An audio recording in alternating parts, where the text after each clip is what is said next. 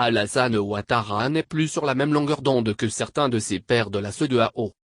La presse ivoirienne rapporte ce mercredi 7 octobre 2020 un gros malaise chez les chefs d'État de la CEDEAO, quand 28 personnes ont été renvoyées devant le juge, dans l'affaire procureur contre Soro.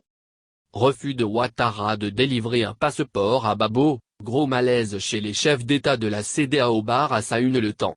Selon ce journal, le refus du président ivoirien Alassane Ouattara de délivrer le passeport à son prédécesseur constitue une pomme de discorde avec ses pairs de la CEDEAO.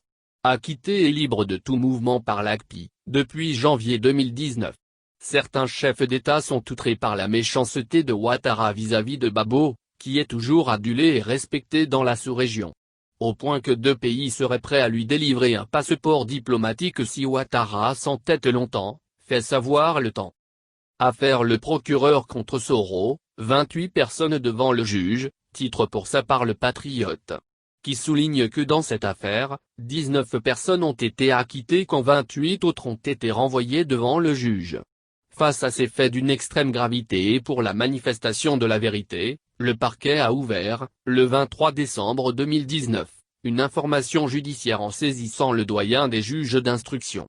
Selon le procureur de la République, les différentes perquisitions ordonnées par le magistrat instructeur ont abouti à la saisie de 17 véhicules dont certains ont servi au transport d'armes et de munitions initialement stockées au siège du mouvement Génération et Peuple Solidaire, à Cocody-Riviera Golf, rapporte le confrère.